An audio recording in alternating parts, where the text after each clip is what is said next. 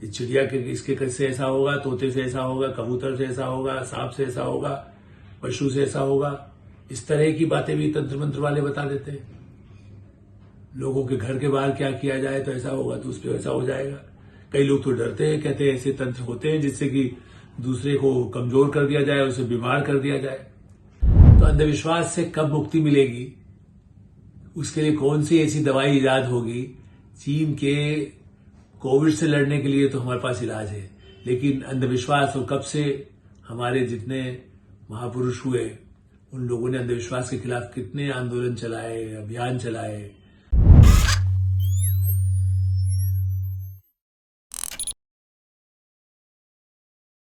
नमस्कार, मैं हूं आलोक मेहता। एचएस आई में आपका स्वागत है।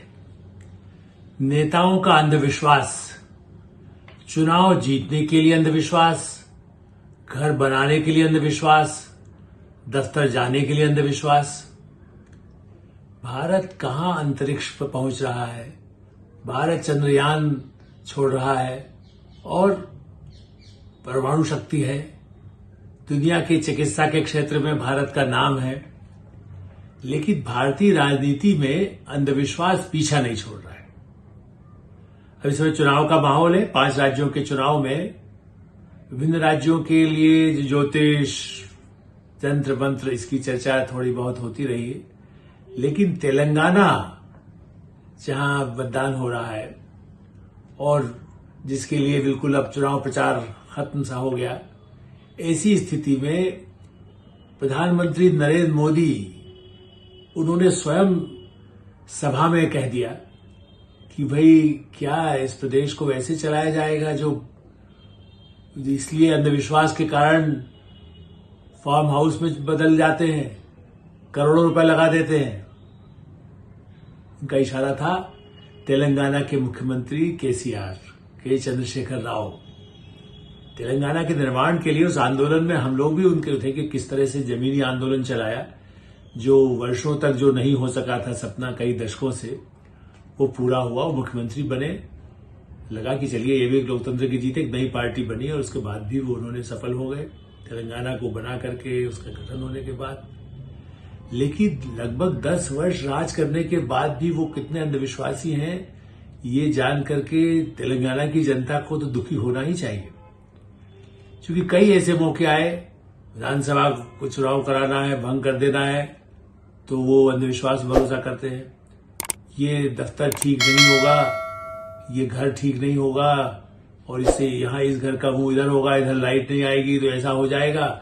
इस अंधविश्वास के कारण 50-50 करोड़ रुपए उन्होंने खर्च कर दिए।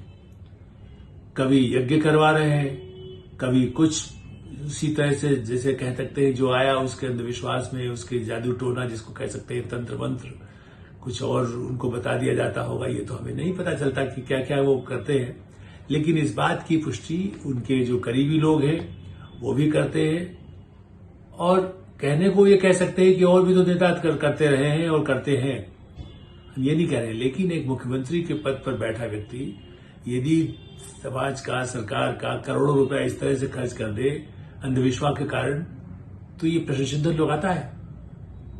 और इस संदर्भ में मैं ये तो कहूंगा कि तेलंगाना अलग हो गया, बल्कि तेलंगाना के आंदोलन के कारण नरसिंह राव को मुख्यमंत्री पद छोड़ना पड़ा था। दिल्ली में आके बाद में उनको महासचिव बनाया गया, फिर केंद्रीय मंत्री बनाया गया। काबिल तो बहुत थे, चूंकि बहुत ही विद्वान भी थे, कई भाषाओं के ज्ञाता थे। लेकिन उनको लेकर के भी, और मैं कई बार उनसे परिचय रहा, उनके साथ मुलाकातें होती रही, यात्राएं भी की, लेकिन आज तक हमें रहस्य समझ नहीं आता कि वो कैसे अंधविश्वास, भले यज्ञ होगा तो ऐसा होगा। और चंद्र स्वामी जैसा गुरु घोषित रूप से नरसिंह राव का गुरु अपने को कहता था, तांत्रिक, जिसको कह सकते हैं कि बहुत ही विवादास्पद तांत्रिक रहा। और ये भी सही है कि उसने ललितनाथ मिश्रा, केदार पांडे के युग से लेकर के और नरसिंह राव को भी प्रधानमंत्री निवास तक उसकी जो पहुंच थी, और उसके लिए वो यज्ञ कर रहा है, राजस्थान में कर रहा है कि कहीं और कर रहा है, तो उसके लिए नरसिंह राव जा रहे हैं, पैर छू रहे हैं। ये एक ऐसा अंधविश्वास जिससे कि समाज में जो उनके कार्यकर्ता हों, जो लोग हों, उनको कैसा महसूस हो कि क्या सरकारें इसी तरह से चलती है, इनके भरोसे ही सत्ता आती है या सत्ता जाती है। तो ये भारतीय राजनीति में उनका, मैंने बताया चंद्रा स्वामी का, एक और थे मौनी बाबा, उज्जैन के मौनी बाबा, उनके भी चर्चा में रहते थे। वो चूंकि नरसिंह राव के प्रतिद्वंदी कहे जाने वाले, या जिनका लक्ष्य था कि मैं प्रधानमंत्री बन सकूं, बन तो नहीं सके, लेकिन अर्जुन सिंह मौनी बाबा के बड़े भक्त थे और इसलिए वो जाते थे परिवार सहित, वो यज्ञ करा रहे। और मौनी बाबा क्या, वो हाथ स्लेट से लिखते थे। मैंने तो वर्षों पहले जब उनकी, जिसे कह सकते हैं कि अपना शुरू किया था, तब भी मैंने एक दो बार ऐसे किसी नेता के साथ ही जाकर के देखा था, तो मुझे आश्चर्य होता था कि कैसे भरोसा करते हैं। और वो क्या कहेंगे, अच्छा वो अर्जुन सिंह आए थे या दिग्विजय सिंह आए थे या सिंधिया का कोई आदमी आया था या कुछ ऐसा कार्यकर्ता, यदि कोई दूसरे नंबर का जाए, जनता में से कोई जाए, व्यापारी जाएगा, तो कहेंगे हाँ वो बिरला का फलाना आदमी हमसे मिलने आया था। तो लिख करके देते थे, बोलते तो थे नहीं। और कोई ऐसा क्या, वो यज्ञ या कुछ भी ऐसा करो, जहां तक मेरी जानकारी है, वो यहां तक नेताओं को सलाह देते कि अच्छा, क्षिप्रा नदी जब बहुत ज्यादा उस प्रदूषित भी रहती थी, उसका कीचड़ पानी भरा हुआ है, उसमें कहते हैं अच्छा खड़े रहोगे तो तुम्हें ये पद, बड़ा से बड़ा पद देश का मिल जाएगा। पता चला वो रात को 3 बजे उनसे कहते थे, रात के समय, सुबह सूर्योदय होने से पहले 3 घंटे पहले जाके खड़े हो जाओ। तो नेता का पैर ही सड़ गया। बाद में इलाज कराने के विदेश में जाकर के वो बहुत ही पूरा पैर, जिसको कह सकते हैं कि खराब भी हो गया, थोड़ा इलाज करके चलने लायक तो रहे, लेकिन बहुत ही बुरी हालत में रहे। तो नेताओं को इस तरह की वो गोली देना, उनको कैसे अंधविश्वास में फंसा लेना, आप उनको दोष देंगे या नेताओं को देंगे?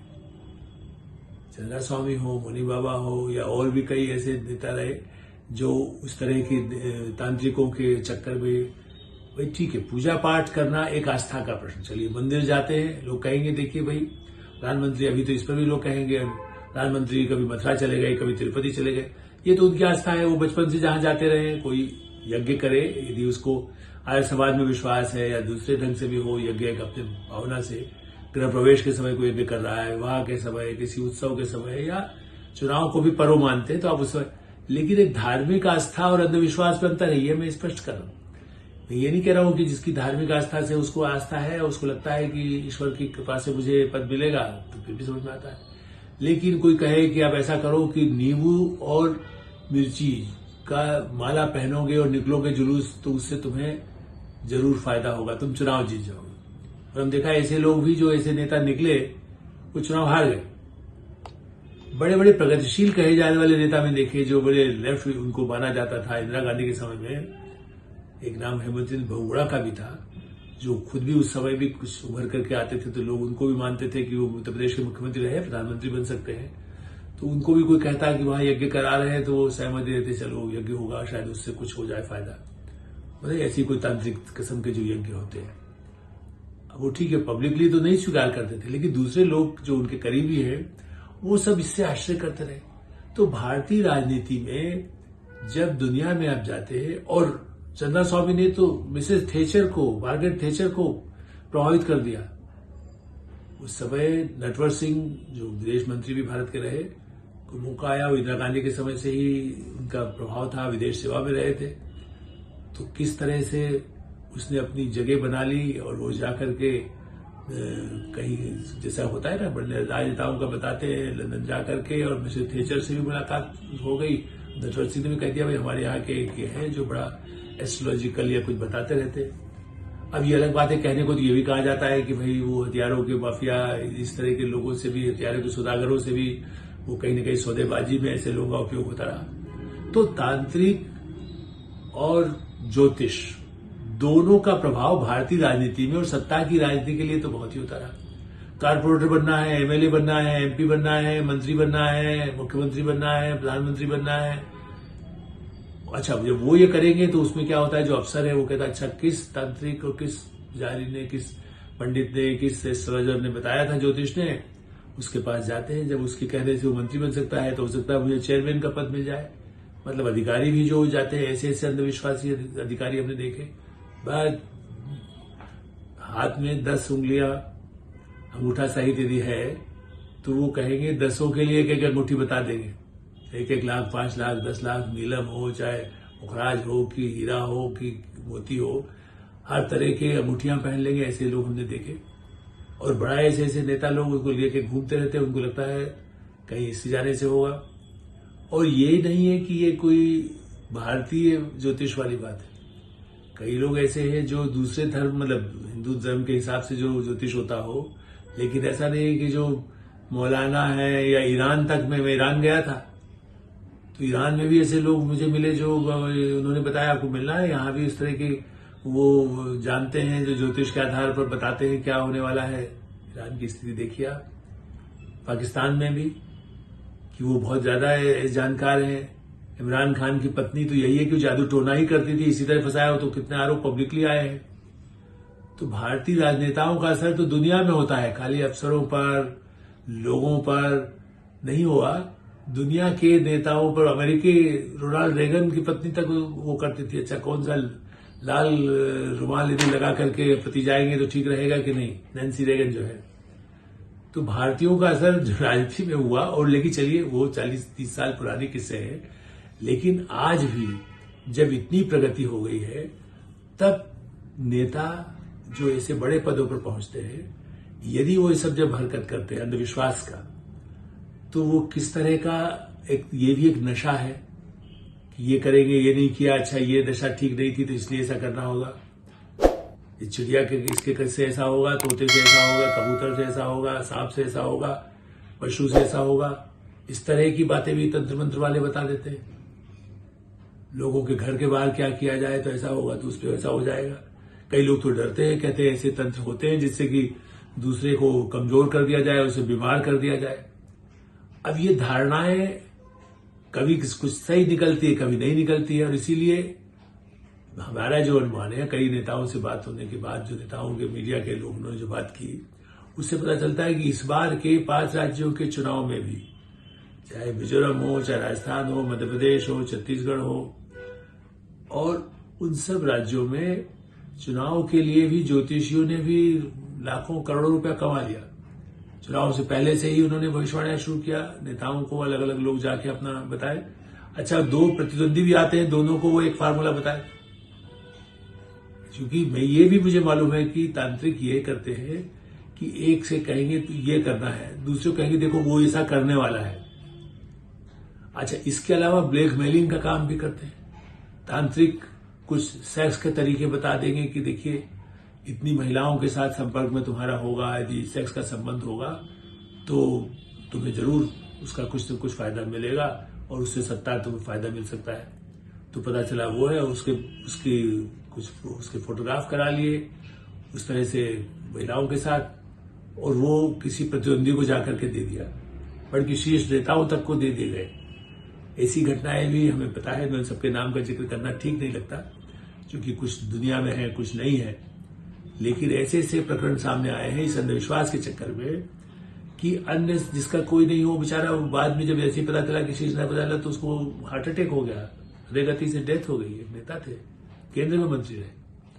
तो ऐसे ऐसे तांत्रिक जो गलत तरीका बता के ब्लैकमेलिंग कर रहे।